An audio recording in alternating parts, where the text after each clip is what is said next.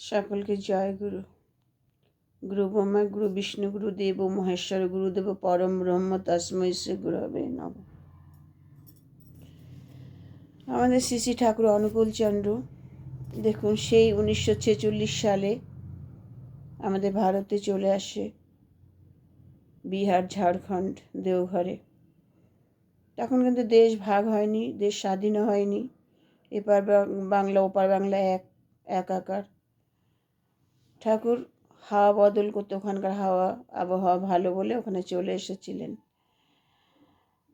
ঠাকুর। কিন্তু তখন তারপরে 1947 সালে দেশ স্বাধীন হয়, ঠাকুর আর ফিরে যাননি। ঠাকুর তখনই কিন্তু উপলব্ধি করেছিলেন যে বাংলাদেশে মুসলিমদের অত্যাচার দিন দিন এত বেড়ে যাবে যে ওখানে থাকা মুশকিল হয়ে পড়বে। আবার এটাও দেখেছিলেন যে ভারতবর্ষ যত দিন যাবে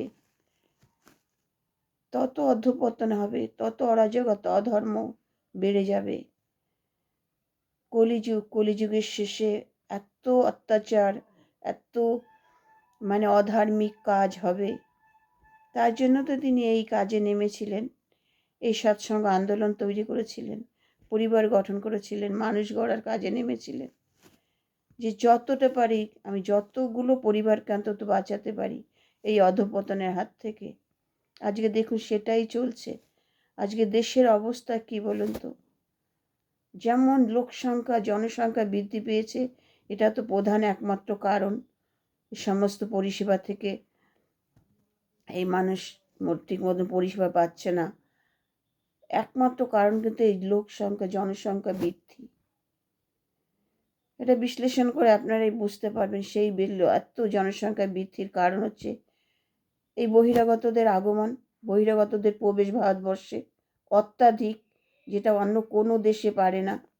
ভারতবর্ষে এত বহিরাগতের প্রবেশ। ভারতবর্ষের যে সঠিক নাগরিক তারাই ঠিক মতন পরিষেবা পাচ্ছে না। ছেলেমেয়েরা পড়াশোনা করে চাকরি পাচ্ছে না, কাজ পাচ্ছে না। দেখুন, আর সেখানে যদি এত বহিরাগতের প্রবেশ হয় তাহলে এই পরবর্তী প্রজন্ম কী করবে? তারা তো কোনো অক্সিজেন ঠিক মতন পাবে কিনা, দাম বন্ধ হয়ে ঠিক মতো সঠিক মুক্ত বায়ু বাতাস পাবে কিনা সেটাও বলা যাচ্ছে না। এখনো যদি সরকার যদি কড়া পদক্ষেপ না নেয়, তাদের নিজের স্বার্থটা না দেখে, তাদের ভোটের দিকে শুধু যদি নজর থাকে, দেশকে যদি না বাঁচায়, তাহলে পরবর্তী প্রজন্ম কি করবে বলুন? তাই এইগুলো আমাদের ঠাকুর বুঝতে পেরেছিল। তারপরে দেখুন, এই বাংলা ভাষা স্লোগান চলছে। বাংলা ভাষা তো দেশ থেকে তুলে দেওয়া হয়েছে। এই যে জবে থেকে সরকারি স্কুলগুলোতে শিথিলতা করা হয়েছে, এই যে সিলেবাসগুলো কমিয়ে দেওয়া হয়েছে, পাশের হাত বৃদ্ধি করা হয়েছে, তখন থেকে তো বাংলা ভাষার অধঃপতন এসে গেছে। আগে বাংলা মিডিয়াম স্কুলগুলো, সরকারি স্কুলগুলো কত কড়া ছিল, কত সিলেবাস ছিল, পড়ে শেষ করতে পারতাম না আমরা। আমাদের সময় 100তে পরীক্ষা হতো, বছরে 2বার পরীক্ষা হতো, 34 নম্বর পেলে তবে পাস। আর সেখানে দেখুন সেই লেখাপড়াটা নিয়ে কত অবহেলা, তাচ্ছিল্য চলছে সেই বাংলা মিডিয়াম নিয়ে। আজকে ইংরাজি প্রাইভেট স্কুলে পড়াচ্ছে, যাদের একটু আর্থিক সচ্ছলতা তারাই ছেলে মেয়ে ইংরেজি স্কুলে দিয়ে তারা যেন নিজেকে গর্ববোধ করছে, অহংকারে ফেটে পড়ছে। হ্যাঁ, ইংরেজি ভাষাটা কি আমাদের ভাষা? এটা তো ইংরেজদের ভাষা। হ্যাঁ, চলতে গেলে ইংরেজি দরকার হয়, হ্যাঁ সেটুকু যথেষ্ট। বাংলা মিডিয়ামে যদি ইংরেজি কোর্সটা একটু বাড়িয়ে দেওয়া হয়, সেখানে যেটা শিখতে পারে তাছাড়া এক্সট্রা ইংরেজি শেখা যায় সব কিছু। হ্যাঁ, তাহলে ইংরেজিটাকে কত প্রাধান্য দেওয়া হচ্ছে দেখুন। হ্যাঁ, আর গর্ববোধ করছে না, সেখানে শিক্ষা ওই খালি ইংরেজি ভাষাটুকু না, সেখানে ছেলেমেয়েরা শিক্ষা শিখছে না, কালচার হচ্ছে। সেসব ছেলেমেয়েরা তো বেশি খারাপ হচ্ছে, ইংলিশ মিডিয়ামের ছেলেমেয়েগুলো। আজকে দেশের অবস্থা আপনি ভাবেন, বাংলা ভাষা আজকে সরকারি স্কুলগুলোতে টিচাররা আজকে ঘুমোচ্ছে, পড়াশোনা কি করাবে? তার তো পড়াশোনা ছেলেমেয়েরা মানছে না। এই সমস্ত এই যে শাসন তুলে দিয়েছে, তারপরে এই পাশের হার বাড়িয়ে দিয়েছে, ছেলেমেয়েরা শিক্ষকদের একদম মানছে না। তাদের একটু যদি শাসন করা হয় তাদের উল্টো তাদের করা হচ্ছে তাদের। অসম্মান করছে তারা, স্টেপ নিচ্ছে শিক্ষকদের বিরুদ্ধে, বাবা মা গার্ডিয়ান ডেকে নিয়ে আসছে। কি হচ্ছে দেশে? আগে স্কুলে শিক্ষার সাথে সাথে চরিত্র গঠন করতো টিচাররা, শিক্ষকরা, তাদের দায়িত্ব ছিল। এখন এর মূলে কে? সরকার। এই সরকার এদের এই যে অধিকারগুলো দিয়েছে, তাই ছেলেমেয়েরা দেখো পড়াশোনা করছে না। তারা জানে বছরে এত উপস্থিতির হার কম, আপনি ভাবতে পারেন, আমরা স্কুলে দেখেছি এত উপস্থিতির হার কম। তারা জানে যে ও পরীক্ষা দিলেই পাশ করে যাব, এই ধারণা তাদের মধ্যে এসেছে। আর তেমনি অলিতে গলিতে ছেলেদের আড্ডা বেড়েছে। কি আড্ডা দেখুন! 12 থেকে 20 বছর ছেলেরা গলিতে গলিতে শুধু তাদের আড্ডা চলছে। হ্যাঁ, মদ খাচ্ছে। হ্যাঁ, তারা তারা তাদের অধঃপতনগুলো চোখের সামনে দেখা যাচ্ছে। কেন? আজকে স্কুলগুলো যদি কড়াকড়ি হতো, তাহলে এত এত এখনকার এই যুব সমাজ এত অধঃপতন হতো না। তারা মদ খাচ্ছে, গাঁজা খাচ্ছে, বিড়ি খাচ্ছে, তারা ফোনের যত বাজে ভিডিও দেখছে দল বেঁধে বসে। এগুলো কেন হচ্ছে বলুন? আমরা নিজে দেখেছি। আজকে ভাবুন, আমরাও তো বাংলা পড়েছি, এই বাংলা যে অনার্স করেছি, বাংলায় 8টা পেপার পড়তে হয়েছে। 8টা পেপার পড়ে পরীক্ষা দেওয়া, আপনারা ভাবুন তাহলে 40% নম্বর তুলতে হবে, তবে বাংলা অনার্স।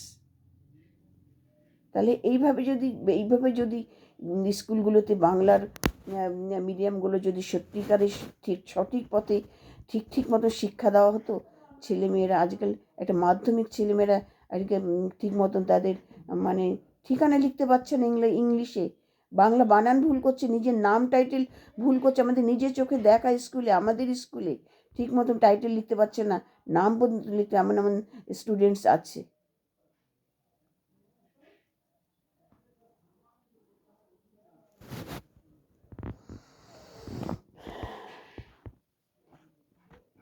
কোনো শাসন নেই স্কুলে। সেই শাসনগুলো যদি না তুলে দিত, ছেলেমেয়ের মনে ভয় থাকতো। কোনো ভয় নেই ছেলেমেয়ের, আজকে ছাত্রছাত্রীর মনে কোনো ভয় নেই।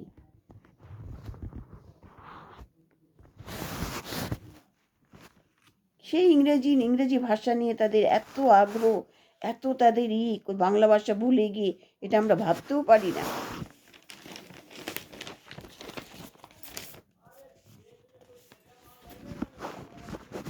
তারপর দেখুন, দেশে কঠোর আইন নেই, কানুন নেই, কিছু নেই।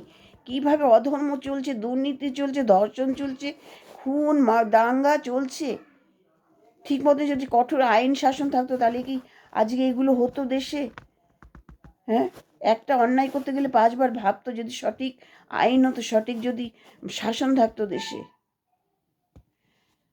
তারপরে দেখুন কি হয়েছে বিবাহ বন্ধন একটা পবিত্র বন্ধন, এই বিয়েটা দেখুন স্থায়ী হচ্ছে না। প্রতিটা ঘরে ঘরে ডিভোর্স হচ্ছে, স্থায়ী হচ্ছে না। কেন? এর কারণটা কি? আমি কারণটা বুঝতে পারছি না। এই যে একটা বিয়েও স্থায়ী হচ্ছে না, হ্যাঁ, ছেলেমেয়েরা বিবাহটা কি সঠিক হচ্ছে না, না কি হচ্ছে? এর তো একটা কড়া পদক্ষেপ নেওয়া উচিত। কেন এই বিয়েগুলোকে স্থায়ী হচ্ছে না? তারপরে দেখুন, এই সন্তান হয়ে গেলে এই ছাড়াছাড়ি হচ্ছে। আজকে বাচ্চাগুলোর কি অবস্থা, নয় তারা একসাথে বাবা মাকে পাচ্ছে না, হয় বাবা পাচ্ছে, মা পাচ্ছে না, মা পাচ্ছে তো বাবা পাচ্ছে না। তাদের জীবনটা একটু ভাবুন। তারপরে যে একটু ছেলেমেয়েরা দেখুন কি হয়েছে এই যুগে, বাবা মাকে মানছে না, গুরুজনদের মানছে না, রাস্তাঘাটে গুরুজনদের সম্মান দিচ্ছে না। রাস্তাঘাটে চলতে গেলে আপনি 5টা বাজে খিস্তি শুনবেন, ভাষা শুনবেন আমি রাস্তা হাঁটতে গেলে, এদেরই মুখে গালাগালি ছাড়া তারা কথা বলছে না। কি হচ্ছে? উগ্র, বদমেজাজি, জেদি, হ্যাঁ, উশৃঙ্খল জীবনযাপন করছে, বেপরোয়া হয়ে উঠেছে তারা। কেন? কারণটা কি? এদের সঠিক শিক্ষা সংস্কার হচ্ছে না, এদের সঠিক পথে পরিচালনা করা হচ্ছে না, সংস্কার দেওয়া হচ্ছে না ছোট থেকে। এদের অতি স্নেহ মা বাবাই নষ্ট করছে ছেলে মেয়েগুলোকে। এই ইংলিশ মিডিয়ামে এইসব যে পড়তে পাঠাচ্ছে, তারা ছেলে মেয়ের সঠিক শিক্ষা দিতে পারছে না। ছেলে মেয়েকে ছোট্ট থেকে 3 বছর থেকে শিক্ষা দিতে হয়, নিজেদের মতন করে গড়ে তুলতে হয়। তারা অত অধপতন হয় না তাদের। তাহলে এটা আমাদের ঠাকুরেরই কথা। অনুকূল ঠাকুরের কথা। 3 বছর থেকে বাচ্চাকে নিজের মতন করে গড়ে তোলো, সংস্কার শেখাও, গুরুজনদের প্রতি ভক্তি শ্রদ্ধা সম্মান, বাবা মার প্রতি ভালোবাসা।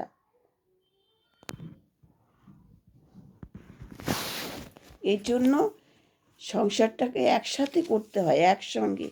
একটা পরিবার না একসঙ্গে থাকলে এত এত দেখবেন, একসাথে থাকলে এত মারামারি, এত ঝড়াঝাটি, এত কিছু হয় না। একটা শিশু সুন্দর শিক্ষা পায়, সংস্কার পায়, ভালোবাসা পায়, সবার ভালোবাসা পায় সেখানে। আর সব থেকে শেষ কথা হচ্ছে, দেখুন এই যে আজকে ছেলেমেয়েরা, আজকে 17-18 বছরের ছেলেমেয়েরা বিয়ে করছে, 15 বছরে বিয়ে করে নিচ্ছে, 18 বছরের ছেলেদের বিয়ে করে নিচ্ছে ছেলেমেয়েরা, তারপর 2 দিন পরে তারা ঘরে ফিরে আসছে। এটা প্রতিদিন নিত্য নৈমিত্য দেখতে পাচ্ছি আমরা। 16 বছরে 15 বছর ছেলেমেয়েরা বিয়ে করছে। আর এই এই এই বয়সে আপনি দেখুন, সেই যে ইংরেজদের আমলে যারা বিপ্লবী, যারা দেশকে স্বাধীন করেছে, জীবন দিয়েছে, ক্ষুদিরাম, প্রফুল্ল চাকি, 17 বছর 18 বছর বয়সে তাদের ফাঁসি হয়েছে, দেশের জন্য তারা লড়েছে। হ্যাঁ, ইংরেজদের বিরুদ্ধে আন্দোলন করেছে, এদের বিরুদ্ধে যুদ্ধ করেছে, দেখেছে ভারতবাসীর উপর ইংরেজদের অত্যাচার, দেখেছে তারা অকালে জীবনটা দিয়েছে দেশের জন্য, দেশের মানুষের জন্য। এই ঠিক এই 17-18 বছর বয়সী। তাহলে দেখুন, তারাও কোনো মায়ের গর্ভের সন্তান। তাহলে তারা হচ্ছে মা। দেশের কাজে ছেলেদের নাম করে দিয়েছে, দান করে দিয়েছে। নেতাজি সুভাষচন্দ্রের কথা ভাবুন, একটা দেশ নায়ক। একমাত্র যদি ভয় করতো ইংরেজরা, ওই নেতাজি সুভাষচন্দ্রকেই ভয় করতো। আর ভয় করতো দেখেছি বাঘা যতীনকে, আশুতোষ বন্দ্যোপাধ্যায়কে। বাঘের মতন গর্জন ছিল তাদেরই। আর দেশ নায়ক আমাদের নেতাজি সুভাষচন্দ্র, তার তুলনা হয় না।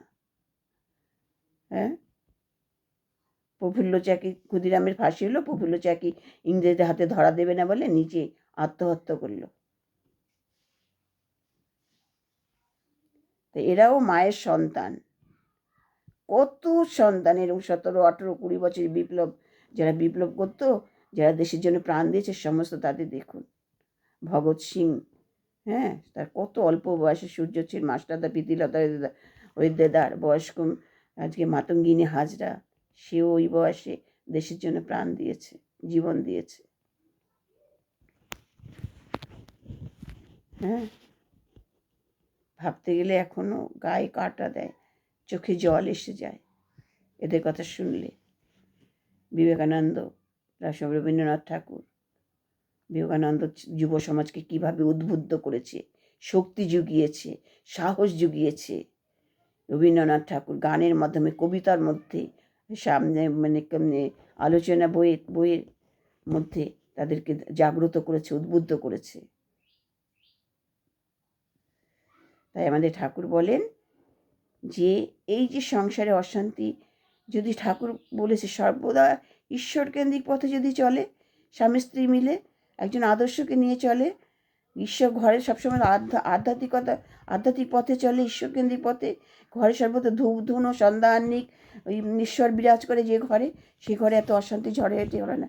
আর সকলে মিলে যেখানে বসবাস করে সেখানে এত অশান্তি, এত ঝড়াঝাটি, আর শিশু সন্তান এত অধঃপতন হয় না। তারাও সঠিক ভালোবাসা বা শিক্ষা পায়, সংস্কার পায়। প্রতি পদে পদে এখানে মায়েদের ভুল, তারা নিজেরও সঠিক পথে থাকছে না, স্বামী স্ত্রী আর ছেলে মেয়েগুলো অধঃপতন হচ্ছে ঘরে ঘরে। সবসময় ঈশ্বরকে নিয়ে চলা, ঈশ্বরকেন্দ্রিক পথে চলা, একজন আদর্শকে নিয়ে চলা, আদর্শ গুরুকে নিয়ে চলা, এটাই আমাদের ঠাকুর বলে গেছেন। এই এই এই এই এই কারণে এই প্রতিটা সংসারে এইভাবে যদি চলে, তাহলে সেই সংসার কখনো অধঃপতনে যায় না, ঝড়াঝাটি হয় না। আর সকলে ভালোবাসা, প্রেম প্রীতি, ভালোবাসা, সম্মান করা, এগুলো হচ্ছে মানুষের ধর্ম, মানব ধর্ম, মানুষের ধর্ম। এটা ঘরের সর্বদা পরিষ্কার পরিচ্ছন্ন পরিপাটি, ঘরকে একটা মন্দির, সর্বদা ঈশ্বর বিরাজ করবে, সর্বদা ঈশ্বরকেন্দ্রিক পথে চলতে হবে। স্বামী স্ত্রী উভয়কে, হ্যাঁ, বা ছেলেমেয়েরাও সেটা দেখে শিখবে, বাবা মার প্রতি ভক্তি শ্রদ্ধা থাকবে, ছেলেমেয়েরা সেগুলো দেখবে। এগুলো দেখে তবে একটা আদর্শ সন্তান, একটা আদর্শ সন্তান, একটা আদর্শ ছেলে গড়ে উঠবে, তাদের সেইভাবে তাদের বড় হয়ে উঠবে, সেইভাবে একটা একটা আদর্শ সন্তান তৈরি হবে, আর পরিবারটাও সুন্দর হয়ে উঠবে। জয়গুরু। আমার আলোচনা ভালো লাগলে লাইক শেয়ার কমেন্ট করবেন। সকল মঙ্গল কামনা করে ভালো থাকবেন, শেয়ার করবেন সকলকে। নমস্কার।